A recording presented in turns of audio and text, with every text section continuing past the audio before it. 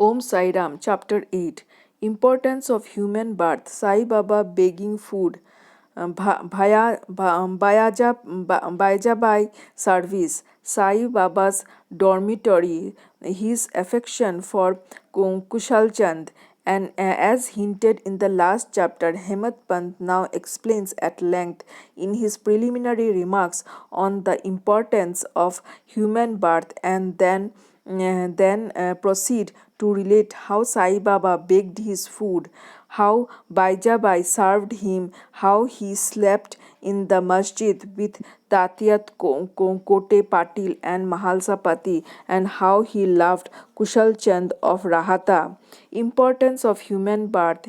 In this wonderful universe, God has created billions for 84 lakhs according to Hindu Shastra calculation of creatures or being including or beings including gods, demigods, insects, beasts, and man inhabiting heaven, hell, earth, ocean, sky, and other intermediate regions. Of these, those creatures or souls whose merits preponderate go to heaven and live there till they enjoy the fruits of their action, and when this is done they are cast down, while those souls whose sins or demerits preponderate go down to hell and suffer the consequence of their misdeeds for so long a time as they deserve. When their merits and demerits balance each other, they are born on earth as human beings and are given to a chance to work out their salvation. Ultimately, when their merits and demerits both drop down, are got rid of completely, they get their deliverance and become free. To put the matter in a nutshell, the souls get their births and transmigrations according to their deeds and intelligence development of their mind. Special value of the human body. As we all know, four things are common to all the creatures, viz. Food, sleep, fear, and sexual union. In the case of man, we are endowed with a special faculty, viz. Knowledge, with the help of which we can attain God vision, which is impossible in any other birth. It is for this reason that gods envy man's fortune and aspire to be born as man on earth so as to get their final deliverance. Some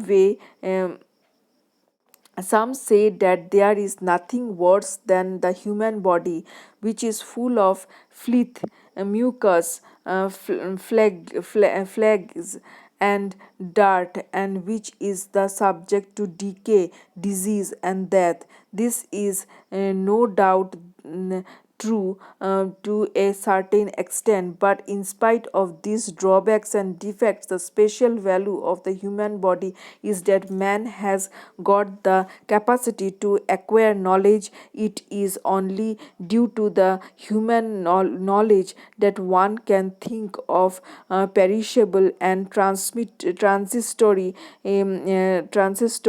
nature of the body itself and of the world, and get a disgust for the sense enjoyment, and can discriminate between the unreal and the real, and thus attain God vision. So we if we reject or neglect the body because it is fleeting, we lose the chance of God vision, and we fondle it and run after sense enjoyment because it is precious. So we go to hell.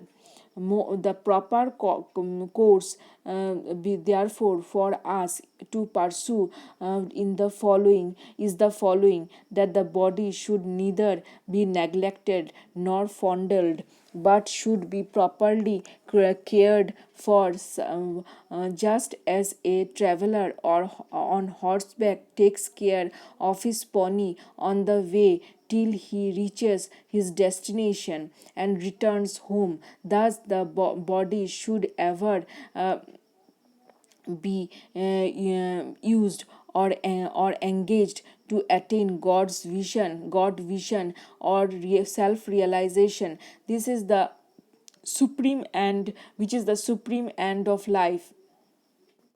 It is said that though God created various sorts of creature, he was not satisfied, for none of them was able to know and appreciate his work. So he had to create a special being, man, and endow him with a special faculty, viz. Knowledge. And when he saw that man was able to appreciate his Leela marvelous work and intelligence, he was highly pleased and satisfied with Bhagavat 11:9-28. Really it is good luck to get a human body, better luck to get birth in a Brahmin family, and best one to get an opportunity of having recourse of Sai Baba's feet and surrendering to him. Man's endeavor, realizing how precious the human life is, and knowing that death is certain and many snatch us at any time, and may snatch us at any time, we should be ever alert to achieve the object of our life.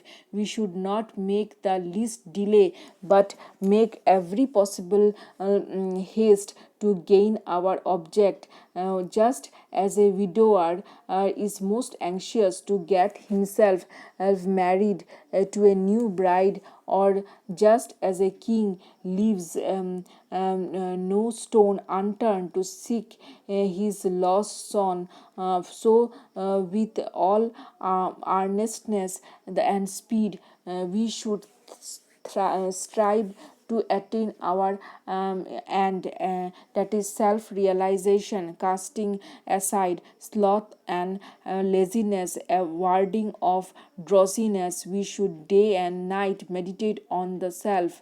If we fail to do this, we reduce ourselves to the level of beast.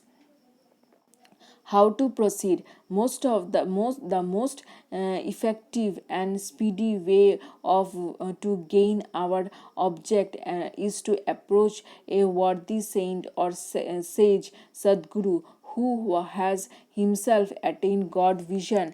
What cannot be achieved by hearing religious lectures and study of religious work is easily obtained in the company of such worthy souls.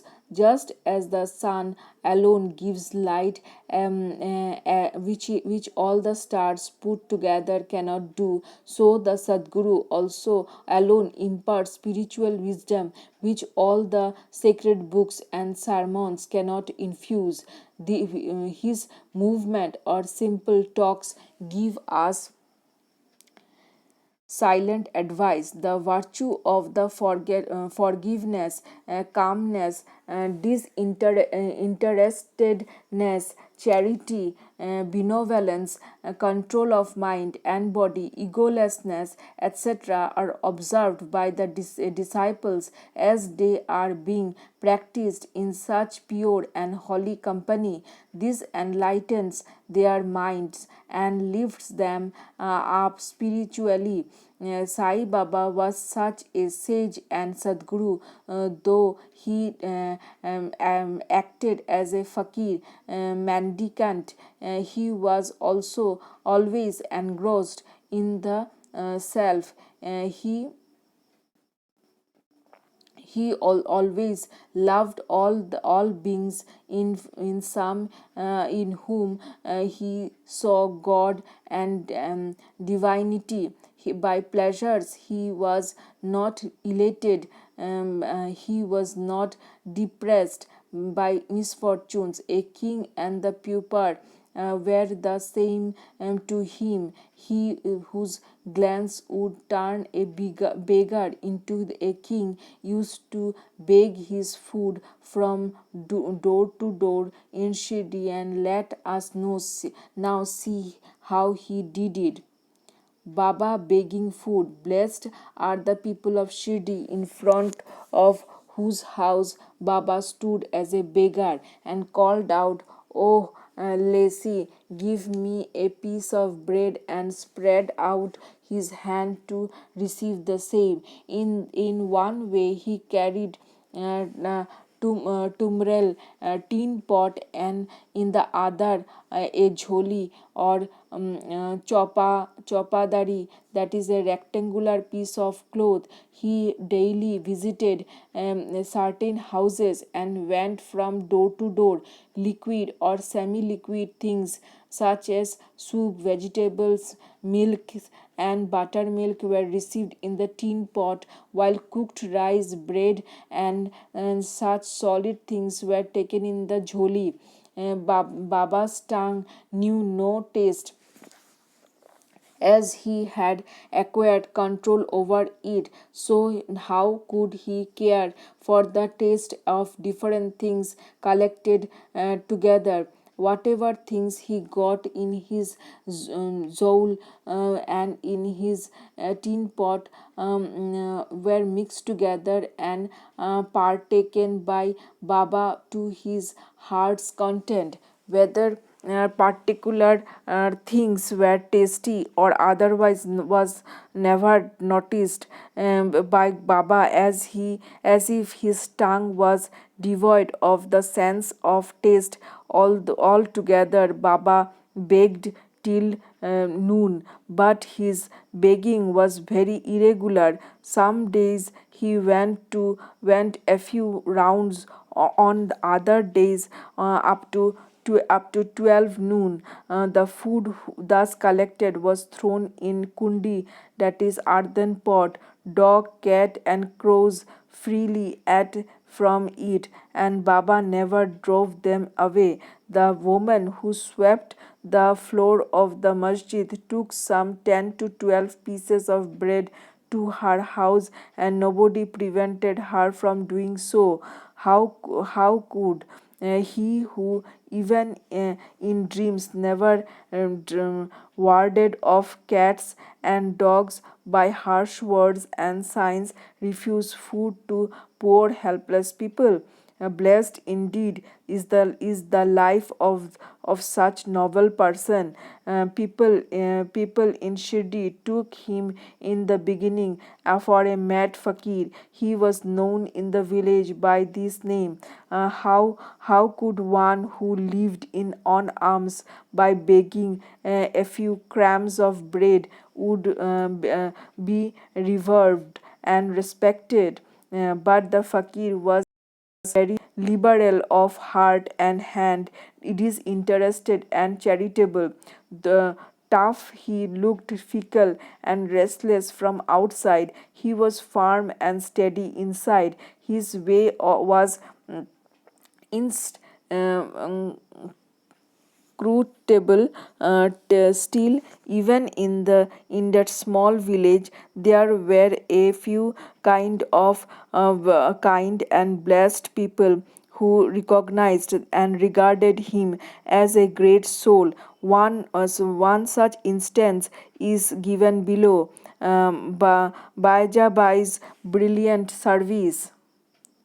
Tatia Kote, his mother, Baija Bai, used to go to the woods every noon with a basket on her head containing bread and vegetable. She roamed in the jungle course about 3 miles after of course trampling her bushes and shrubs in search of the mad fakir, and after hunting him out fell at his feet. The fakir sat calm and motionless in meditation while she placed a leaf before him, spread the eatables, bread, vegetable, etc., thereon, and fed him forcibly. Wonderful was her faith and service. Every day she roamed at noon in the jungle and forced Baba to the partake of the lunch. Her service is upasana and or penance, whatever by whatever name we call it, was never forgotten by Baba till his Mahasamadhi. Remembering fully that service was she rendered, Baba benefited her son magnificently. Both the son and the mother had great faith in the fakir who was their god. Baba often said to them that fakir mendicancy was the real lordship, as it was everlasting, and the so-called lordship riches was transient. And after some year Baba left off going into the wood, began to live in the village and take his food in the masjid. From that time Bajabai's troubles of roaming in the jungle ended. Dormitory of Trio. Even blessed are the saints in whose heart Lord Vasudev dwells, and fortunate indeed for the are the devotees who get the benefit of the company of such saints. Two such fortunate fellow Tatya Kote Patil and Bhagat Mahalsapati equally shared the company of Sai Baba. Baba also loved them both equally. These three persons slept in his masjid with their heads towards east, west, and north, and their feet touching one another at center. Stretching their beds, they lay on them, chit chatting and gossiping about many things till late night. At midnight, if any one of them showed any signs of sleep, other would wake him up. For instance, if Tatya began to snore, Baba at once got up and shook him from side to side and pressed his head. If it was Mahalsapati, he hugged him close, stroked his legs, and kneaded his back. In this way, for full 14 years, Tatya, leaving his parents at home, slept in the masjid on account of his love for Baba. How happy and never to be forgotten were those days. How to measure that love, and how to value the grace of Baba after passing away of his father. Tatya took charge of the household affairs and began to sleep at home. Khushal Chand of Rahata. Baba loved Ganpat Kote Patil of Shirdi. He equally loved Chandra Bansat Marwari of Rahata. After the demise of the Shet, Baba loved his nephew Kushal Chand equally, and or even perhaps more, and watched his welfare day and night, sometimes in a bullock cart, at other times in a tanga with intimate friends. Baba went to Rahata. People of that village came out with bands and music and received Baba at the ways or gate of the village and prostrated before him. Then he was taken into the village with great pomps and ceremony. Kushal Chand took Baba to his house, seated him on a comfortable seat, and gave him a good lunch. Then they talked freely and merrily for some time, after which Baba returned to Shirdi, giving delight and blessing to all. Shirdi is midway between and equidistant from Rahata on one side south and Nimgao on the other north. Baba never went beyond these places during his lifetime. He never saw any railway train or traveled by it. Still, he knew exactly the timing of arrival and departure of all trains.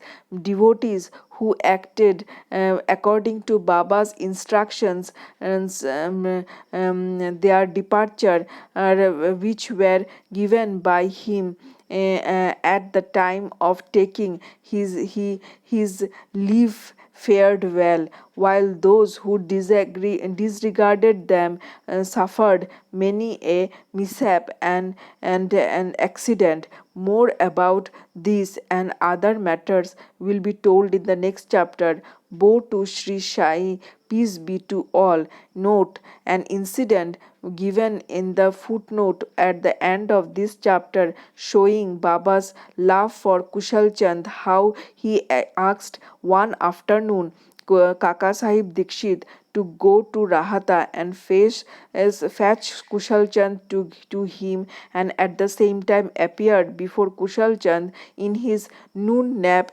dream asking him to come to Shirdi is not given here as it is described in the body of the book Sai Charita later on chapter 30.